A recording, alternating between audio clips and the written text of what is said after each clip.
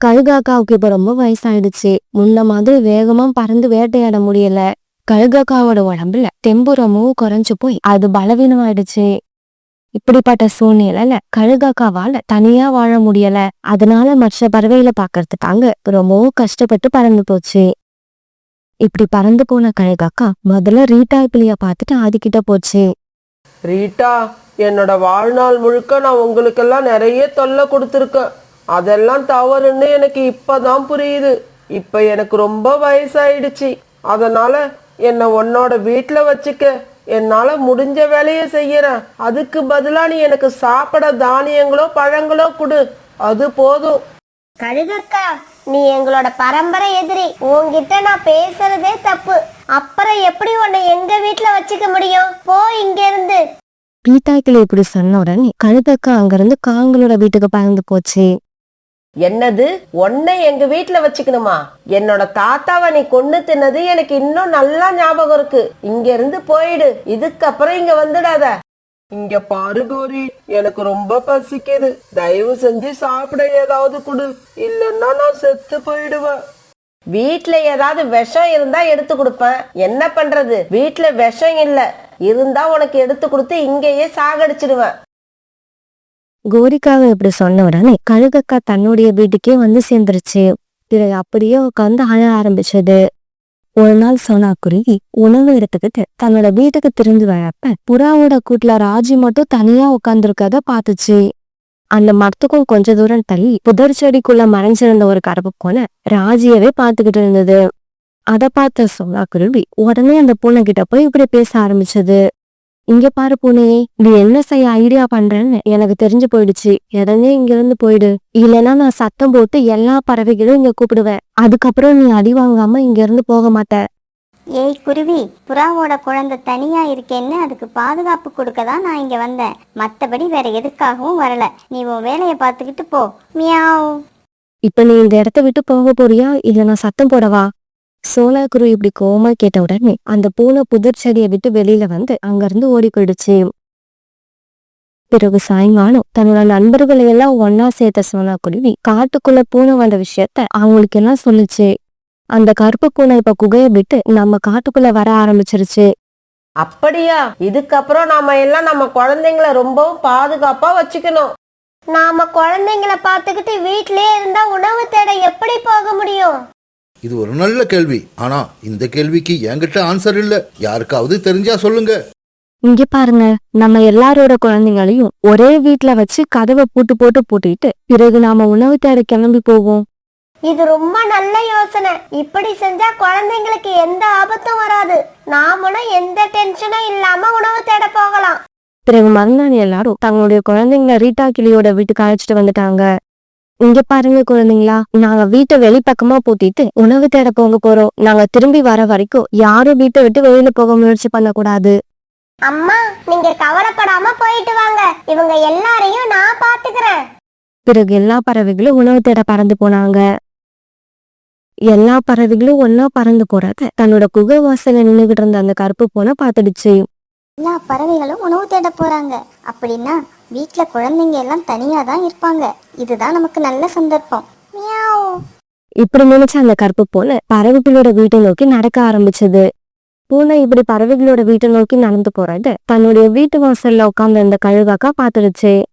பறவைகளோட குழந்தைங்களை கொண்டு திங்கறதுக்காக தான் இந்த பூனை இந்த பக்கம் போகுது. விடக்கூடாது.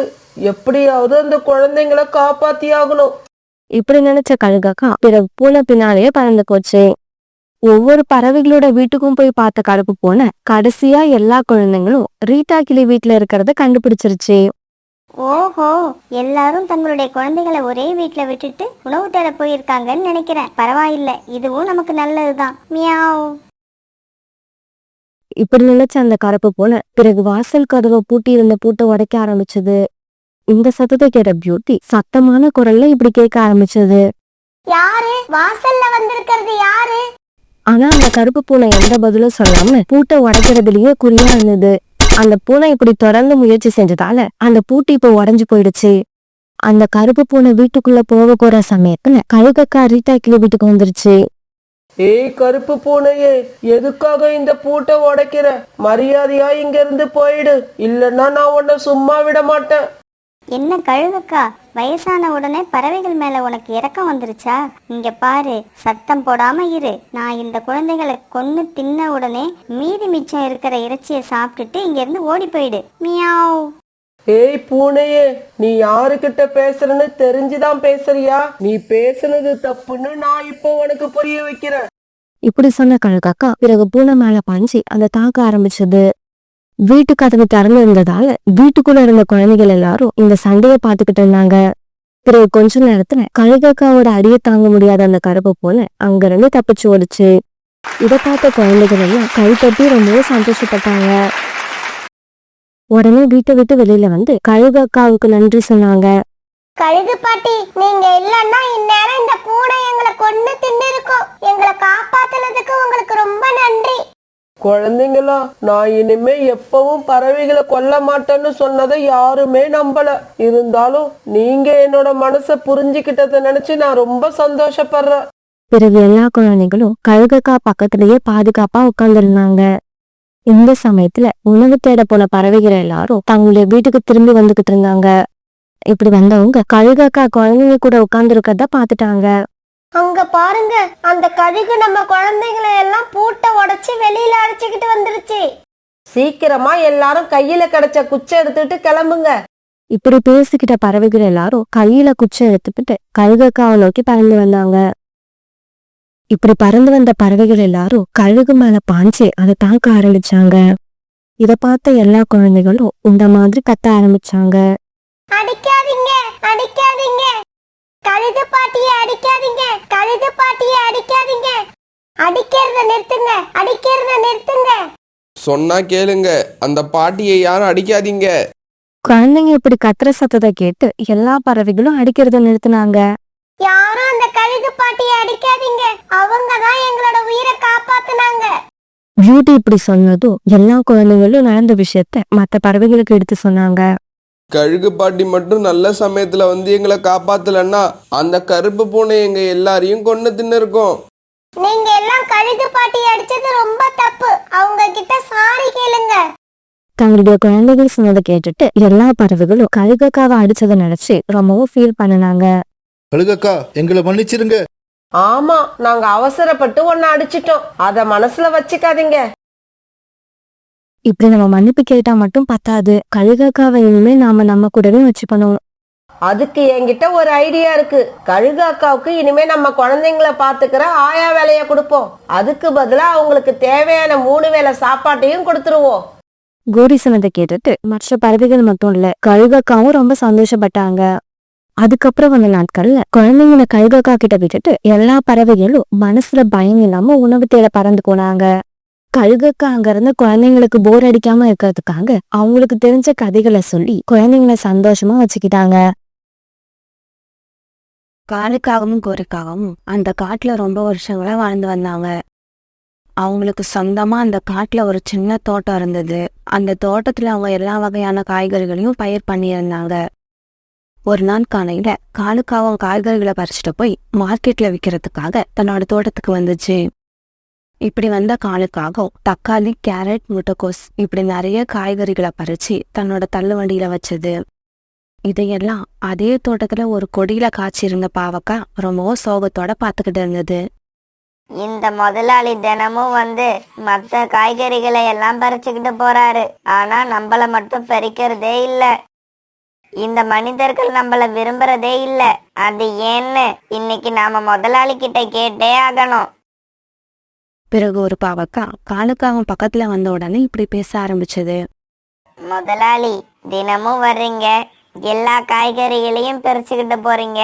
ஆனா எங்களை மட்டும் பறிக்கிறதே இல்ல. இன்னைக்கு எங்களையும் பறிச்சு மார்க்கெட்டுக்கு எடுத்துக்கிட்டு போங்க. யாராவது எங்களையும் சாப்பிட ஆசைப்படுவாங்க. உங்க பேர் என்ன தெரியுமா? பாவக்கா. உங்களோட ருசி கசப்பு ருசி. அதனால தான் யாருமே உங்களை சாப்பிட விரும்ப மாட்டாங்க. நான் உங்களை பயிர் பண்ணியிருக்கவே கூடாது. முதலாளி, நானும் ஒரு காய்கறி தான். இன்னைக்கு ஒரே ஒரு நாள் என்னையும் பறிச்சு எடுத்துக்கிட்டு போய் பாருங்க. எல்லா காய்கறிக்குள்ளேயும் ஏதோ ஒரு சத்து இருக்கிற மாதிரி எங்களுக்குள்ளேயும் உங்களுக்கு தேவையான ஏதோ ஒரு சத்து கண்டிப்பா இருக்கும். அந்த பாவக்காய் இப்படி பேசின உடனே காலுக்காவத்துக்கு அது மேல இறக்கம் வந்தது. உடனே காலுக்காக அந்த பாவக்காயை பறிச்சு தன்னோட வண்டியில வச்சுக்கிட்டு மார்க்கெட்டை நோக்கி போக ஆரம்பிச்சது. அந்த பாவக்காய் இன்னைக்கு ரொம்ப சந்தோஷமா இருந்தது. முதல்ல அந்த பாவக்காய் காய்கறி தோட்டத்தை விட்டு வெளி உலகத்தை இன்னைக்குதான் பார்த்துச்சு. மார்க்கெட்டுக்கு போன உடனே காலுக்காகத்துக்கிட்ட இருந்த எல்லா காய்கறிகளையும் அந்த வியாபாரி வாங்கிக்கிட்டாரு. ஆனா பாவக்காயை மட்டும் வாங்கல. இங்க பாரு காலு, இந்த பாவக்காய் மட்டும் எனக்கு வேண்டாம். இத நீ வேற யார்கிட்டயாவது கொண்டு போய் வித்துக்க. ஐயா, இதுவும் ஒரு காய்கறி தானே, ஏன் இதை மட்டும் வாங்க மறுக்கிறீங்க? இங்க பாரு, நான் ஒரு தடவை சொன்னேன்னா சொன்னதுதான். திரும்ப திரும்ப ஒரே கேள்வியை கேட்டுக்கிட்டு இருக்காத. உடனே காலுக்காக அந்த பாவக்காய் கிட்ட இப்படி பேச ஆரம்பிச்சது. அந்த வியாபாரி என்ன சொன்னாருன்னு உன் காதால கேட்டுக்கிட்டியா? உன்னை யாருமே சாப்பிட தயாரா இல்ல. இப்ப வேற வழி இல்ல. உன்னை நான் என் வீட்டுக்கு தான் எடுத்துக்கிட்டு போய் ஆகணும். இப்படி சொன்ன காலுக்காகவும் பிறகு அந்த பாவக்காயை தன்னோட வீட்டுக்கு எடுத்துட்டு போச்சு. காலுஜி, இன்னைக்கு மார்க்கெட்ல வியாபாரம் எப்படி இருந்துச்சு? எல்லா காய்கறியும் வித்துருச்சா? எல்லா காய்கறியும் வித்துருச்சு கோரி. ஆனா இந்த ஒரே ஒரு பாவக்காய் மட்டும்தான் வியாபாரம் ஆகல. அதனாலதான் இதை நான் வீட்டுக்கு எடுத்துக்கிட்டு வந்துட்டேன். காலுஜி, இத சமைச்சு நான் சாப்பிடுவேன்னு மட்டும் நினைக்காதீங்க. இத நீங்க வீட்டுக்கு எடுத்துக்கிட்டு வந்ததுக்கு எங்கேயாவது வெளியில போட்டுட்டு வந்திருக்கலாம். காலுக்காகவும் கோரிக்காகவும் இப்படி பேசினதையெல்லாம் கேட்ட அந்த பாவக்காய் ரொம்பவும் சோகமாயிடுச்சு. இங்க பாருங்க, தயவு செய்து அப்படி சொல்லாதீங்க. ஒரே ஒரு தடவை என்ன சமைச்சு பாருங்க, நான் ரொம்பவும் ருசியா இருப்பேன். என்னைக்காவது சமைக்கிறதுக்கு காயே இல்லைன்னா ஒன்ன சமைச்சு பாக்குறேன். இப்படி சொன்ன கோரிக்காகவும் அந்த பாவக்காயை ஃப்ரிட்ஜில் எடுத்து வச்சிருச்சு. குக்கு, பியூட்டி, நீங்க 2 பேரும் வாங்க, நம்ம புறா அங்கிள் வீட்டுக்கு போய் வருவோம். உங்களுடைய ஃப்ரெண்டு ராஜிக்கு உடல்நிலை சரியில்லையா? அம்மா, என்னோட ஃப்ரெண்டு ராஜிக்கு என்னம்மா ஆச்சு? அவன் எப்படி இருக்கான்? தெரியலடா, போய் பார்த்தாதான் தெரியும். சீக்கிரம் கிளம்புங்க. இப்படி சொன்னா குருவி பிறகு பியூட்டி, குக்கு இவங்க 2 பேரையும் கூப்பிட்டுக்கிட்டு புறாவோட வீட்டு நோக்கி பறந்து போச்சு. இவங்க புறா வீட்டுக்கு போய் பார்த்தப்ப புறாவோட வீடு பூட்டி இருந்தது. என்ன இது, புறானோட வீடு பூட்டி கிடக்கு, இவங்க எங்க போயிருப்பாங்கன்னு தெரியலையே. புறாவோட வீட்டு வாசல்ல இவங்க நிக்கிறத பார்த்த ரோனி குருவி அங்க வந்துச்சு. ரோனி அக்கா, புறா அண்ணா எங்க போயிருக்காங்க? வீடு ஏன் பூட்டி கிடக்கு? சோனா, புறாவோட பையன் ராஜுக்கு திடீர்னு வயிற்று வலி வந்துருச்சு. அவனை தூக்கிக்கிட்டு அம்மா அப்பா 2 பேரும் ஹாஸ்பிட்டலுக்கு போயிருக்காங்க. உடனே சோனா குருவி தான் குழந்தைகளை கூப்பிட்டுக்கிட்டு ஹாஸ்பிட்டலுக்கு பறந்து போச்சு. இவங்க போய் பார்த்தப்ப ராஜி பெட்ல படுத்து அழுதுகிட்டு இருந்தான். புறாவும் ராணி புறாவும் தங்களுடைய பையன் ராஜி அழுகிறத பார்த்துட்டு அவங்களும் அழுதுகிட்டு இருந்தாங்க. அந்த சமயத்துல பருந்து டாக்டர் உள்ள வந்தாங்க. டாக்டர், என் பையன் காலையில இருந்து வயிற்று வலியால துடிக்கிறான். என்னன்னு கொஞ்சம் பாருங்க. பேஷண்ட்டை மட்டும் இங்க விட்டுட்டு எல்லாரும் கொஞ்சம் வெளியில போய் வெயிட் பண்ணுங்க. டாக்டர் இப்படி சொன்ன உடனே ராஜியை மட்டும் அங்க விட்டுட்டு எல்லாரும் வெளியில வந்துட்டாங்க. பிறகு கொஞ்ச நேரம் கழிச்சு பருந்து டாக்டர் வெளியில வந்தாங்க. டாக்டர், என் பையனுக்கு என்ன ஆச்சு? வயிற்று வலி எதனால வந்தது? புறா கேட்ட கேள்விக்கு பருந்து டாக்டர் எந்த பதிலும் சொல்லாம சோனா குருவி கிட்ட எப்படி பேச ஆரம்பிச்சாங்க. சோனா, இவங்க 2 பேரும் உன்னோட குழந்தைங்களா? ஆமா டாக்டர், இவ பேரு பியூட்டி, இவன் பேரு குக்கு. பியூட்டி, குக்கு, நீங்க 2 பேரும் காய்கறி எல்லாம் சாப்பிடுவீங்களா? சாப்பிடுவோம் டாக்டர். என்ன சோனா, பசங்க சொல்றதெல்லாம் உண்மையா? சாப்பிடுவாங்க தான், இருந்தாலும் உருளைக்கிழங்கு, வாழைக்காய் இது 2ஐயும் வறுத்து வச்சா சாப்பிடுவாங்க. வேற எந்த காயையும் தொட்டு கூட பார்க்க மாட்டாங்க டாக்டர். இனிப்பு எப்படி சாப்பிடுவாங்க? அதையெல்லாம் நம்ம சொல்ல தேவையே இல்ல. சாக்லேட், ஸ்வீட் இதையெல்லாம் எப்ப கொடுத்தாலும் சாப்பிடுவாங்க, எவ்வளவு கொடுத்தாலும் சாப்பிடுவாங்க. இப்படி சாப்பிட்டதாலதான் புறாவோட பையன் ராஜுவுக்கு இப்ப வயிற்று வலி வந்தது. என்ன டாக்டர் சொல்றீங்க? புறா, உன்னோட பையன் வயிற்றுல பூச்சி நிறைய இருக்கு. அதனாலதான் அவனுக்கு இப்ப வயிற்று வலி வந்திருக்கு. டாக்டர், ஏதாவது மாத்திரை மருந்து கொடுத்து அதை உடனே சரி பண்ணுங்க. மாத்திரை மருந்தை கொடுத்து நான் அதை சரி பண்ணுறேன். ஆனா மறுபடியும் வயிற்று வலி வராம இருக்கணும்னா இனிப்பு குறைவா சாப்பிடணும். சாப்பாட்டுல காய்கறிகள் நிறைய சேர்த்துக்கணும். குறிப்பா பாவக்காய் வாரத்துல ஒரு நாளாவது சாப்பிடுறது ரொம்ப நல்லது. பியூட்டி, குக்கு, டாக்டர் சொன்னதை கேட்டீங்களா? நீங்க என்னடானா உருளைக்கிழங்கையும் வாழைக்காயையும் வறுத்து வச்சாதான் சாப்பிடுறீங்க. இந்த வயசுல இப்படி சாப்பிடுறது தப்பு இல்ல, இருந்தாலும் அதை மட்டும்தான் சாப்பிடுவோன்னு சொல்றது ரொம்ப தப்பு. கூட்டு, பொரியல் இப்படி எல்லாத்தையும் கலந்து சாப்பிடணும். உங்களுக்கெல்லாம் ஒரு விஷயம் தெரியுமா? எனக்கு போன வருஷம் சுகர் வந்துருச்சு. நீங்களே டாக்டர், உங்களுக்கு எப்படி சுகர் வந்துச்சு? சுகருக்கு டாக்டர், இன்ஜினியர் அப்படி எல்லாம் வித்தியாசம் கிடையாது. சுகர் வந்தவங்க பாவக்காய் தங்களோட உணவுல சேர்த்துக்கிறது ரொம்ப நல்லது. அப்புறம் புறா, நீங்க இப்ப ராஜிய வீட்டுக்கு கூப்பிட்டுட்டு போகலாம். நான் சொன்ன மாதிரி சாப்பாட்டுல கவனமா இருந்தீங்கன்னா இன்னும் ஒரு தடவை உனக்கு வயிற்று வலியே வராது. சோனா, பாவக்காய் எங்க கிடைக்கும்?